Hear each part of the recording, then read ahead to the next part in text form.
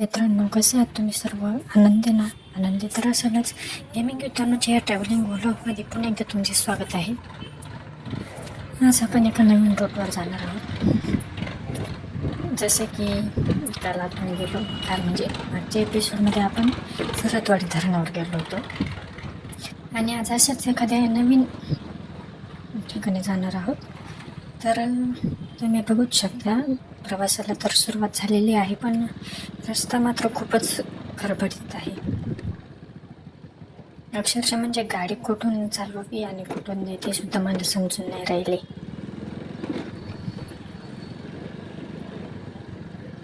तुम्ही बघूच शकता की एवढे प्रचंड प्रमाणात ते खड्डे पडलेले आहे ना. आणि ॲक्च्युली हा रस्ता वाढवण्यात आलेला आहे, कारण की अगोदर जो रस्ता होता ना तो खूपच म्हणजे प्रमाणापेक्षा जास्तच हे कमी हे होतं रुंद. पण आता मात्र तुम्हाला दिसत आहे का, ॲक्च्युली रस्ता खराब असल्यामुळे मला कॅमेरा पण जास्त फिरवता येत नाही आहे. हे बघा, म्हणजे एवढं म्हणजे मलाच समजून नाही राहिले आता कशी गाडी चालवावी.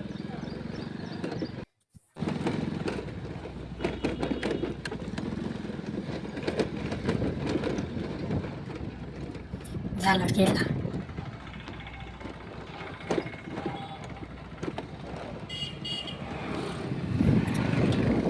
चला तर मग थोडासा बरा रस्ता लागलेलाच आहे.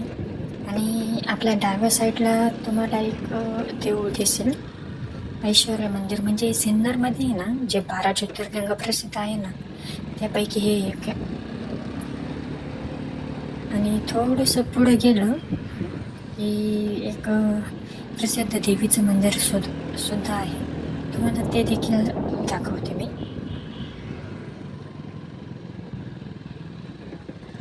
ॲक्च्युली 2-3 दिवसापासून खूपच पाऊस चालू होता ना, त्यामुळे रस्ते देखील म्हणजे खडे वगैरे वरती आलेली आहे ना.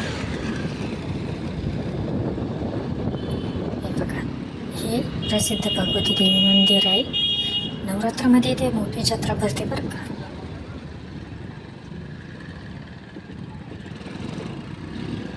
आणि ह्या साईडला एक छोटासा बंधारा आहे, तुम्हाला दिसतोय का? थांबा, क्लिअर दिसेल तुम्हाला आता.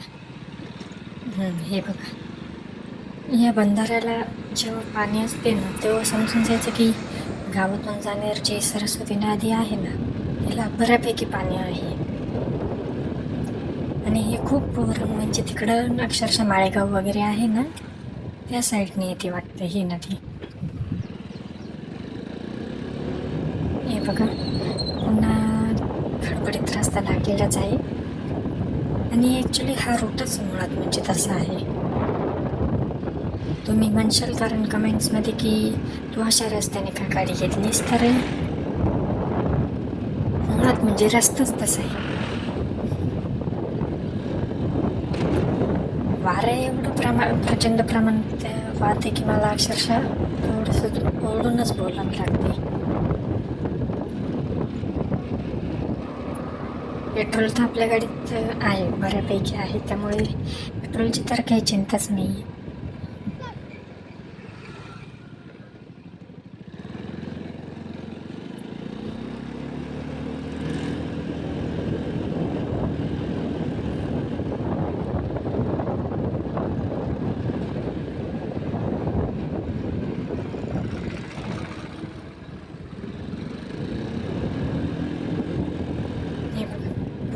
पुढे स्पीड ब्रेकरसुद्धा एवढे आहे ना, कारण हा रेसिडेन्शियल एरिया आहे ना.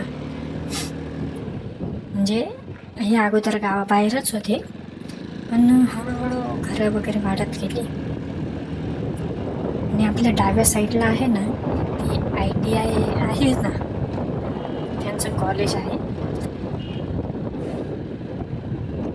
त्यामुळे आपल्याला या साईडला विद्यार्थी वगैरे सुद्धा भरपूर प्रमाणात दिसते. मी जसं शक्य होईल तसं खड्डे हुकवण्याचा प्रयत्न करते, स्पीड ब्रेकर हुकवण्याचा प्रयत्न करते, पण रस्ताच एवढा मजेशीर आहे की काय बोलणार आता. हे बघा, एवढी प्रचंड प्रमाणात धूळ उडवत चाललेली आहे, मी काय केलं की की डोळ्यांमध्ये अक्षरशः धूळ जाऊन राहिली.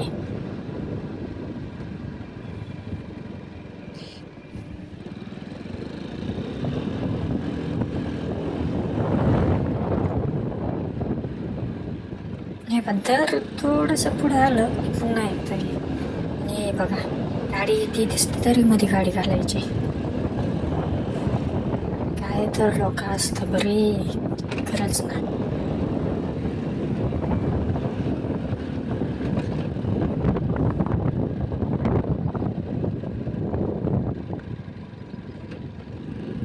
हा सरळ रस्ता गेलाय तो थेट नायगाव निफाड त्या साईडला जाईल हा साईखेडा.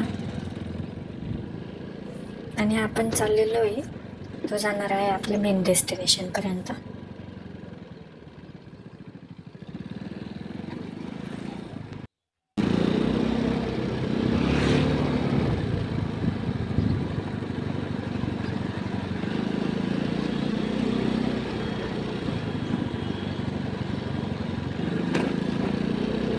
आपण एकतर मी या साईडला आलेले नव्हते जास्त, म्हणजे बरेच वर्ष झाले तेव्हा आले होते.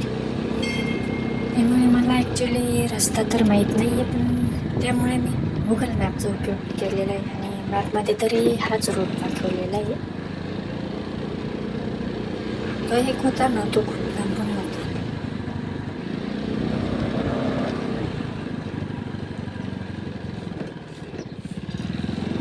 त्यामुळे हा थोडासा जवळचा रूट सापडलेला आहे आपल्याला. आणि अरे अरे अरे बापरे, आता कुठून जायचे?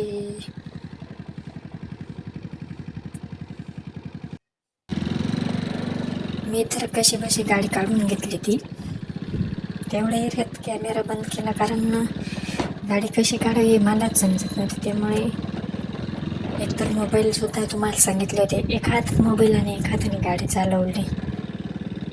जर तर गाडी काढताना जर तसं केलं असतं तर मोबाईलला पडलं असतं, मी पण पडले असते आणि ट्रिपचा सुद्धा नाश झाला असता.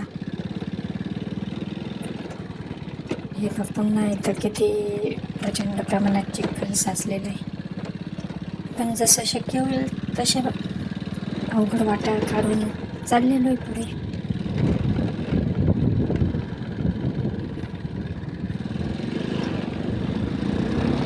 खूपच धडपड होत राहिली आपल्या गाडीची सुद्धा. एकदा काय हा जो रूट झाला ना कवर, मग मी गाडी नीट करायला टाकून देणार आहे, कारण खूपच आवाज येऊन राहिला आहे आता गाडीमधून.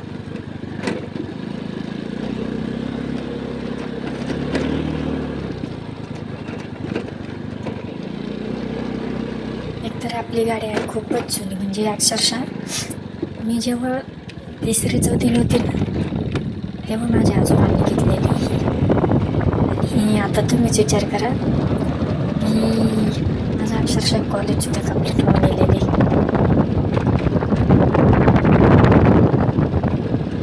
मी जवळपास समजा ना किती तरी 15-1 वर्ष होऊन गेलेली. गेलेल्या नाही, कदाचित होतील बघ अजून 1-2 वर्षांनी. 15 वर्ष कंप्लीट होऊन जातील.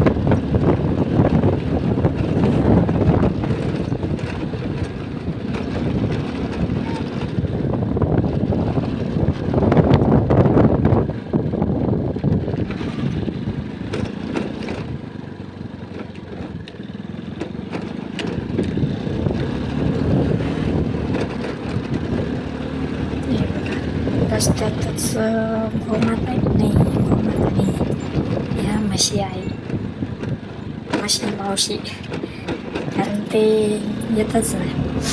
तुम्ही गाईला माता म्हणतात तर माझं दूध पिताना मला मावशी का नाही म्हणते? अरे अरे अरे, त्यांना वाचवण्याच्या नादात आपण नको पडायला.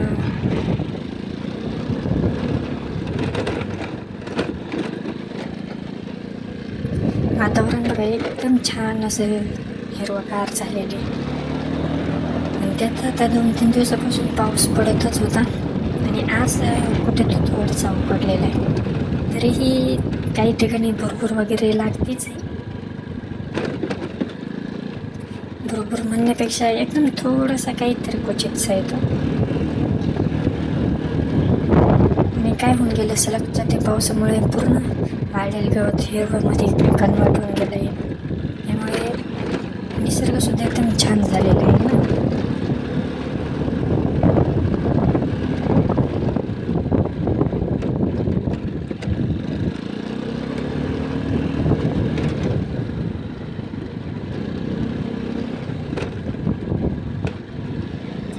चला डोगेश येते का आमच्यासोबत? नको नाही काही.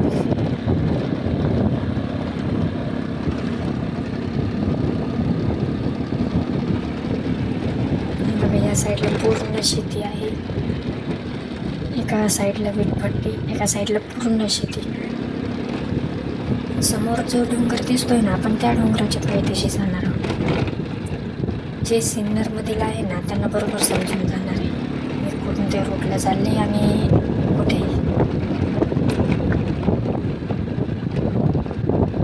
पण बाहेर म्हणजे ज्यांना माहिती नाही ना तो रूट, त्यांच्यासाठी सरप्राईज असणार आहे.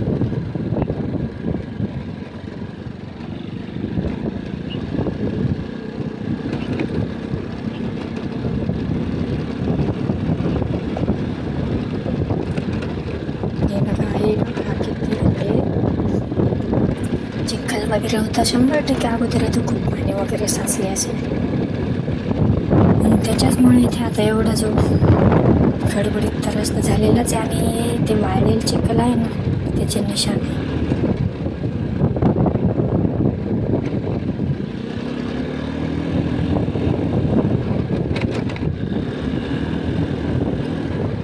रस्ता पण एवढा मजेशीर आहे ना, काही ठिकाणी एवढे खड्डे की अक्षरशः कुठून गाडी घालावा आणि कुठून काढावा हे सुद्धा समजत नाही ना. काही ठिकाणी पूर्ण प्लेन रस्ता अजून तर लागलेला नाही आहे. जेव्हा पाऊस येतो ना, म्हणजे काही जण म्हणते ही सरस्वती नदी, काहींचं म्हणणं आहे की नाही ही वेगळीच नदी. कोणतीही असो, पण ज्यावेळेस ह्या पुलावरून पाणी असते ना तेव्हा दोन्ही कडचं म्हणजे दोन्ही साईडचा रोड जो असतो ना पूर्ण बंद. इकडच्याने इकडेच थांबायचं आणि तिकडच्याने तिकडेच थांबायचं.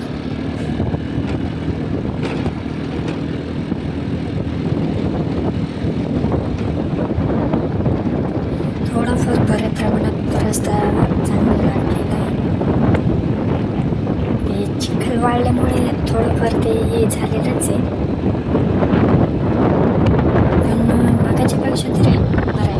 हे बघितलं ऑलिफार्म, पावसा पाण्याचं काय ना ते पिकांना संरक्षण वगैरे मिळतच असेल. त्याचं थोडा डिटेल माहिती नाही त्याचा नेमका काय यूज आहे, अंदाज म्हणून सांगितले. आणि बघा आता खऱ्या अर्थाने चांगला रूट लागलेला आहे.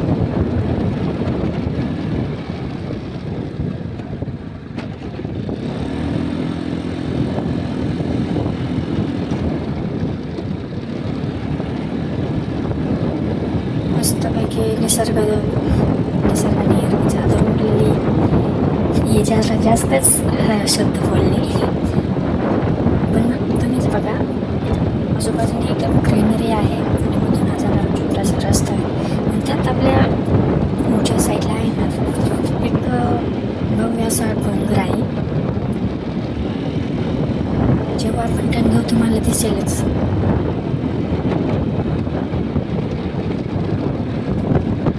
इकडे कोणत्या तरी देवस्थान छोटंसं दिसलं. कोणत्या रोडला चाललेलो आहे आपण.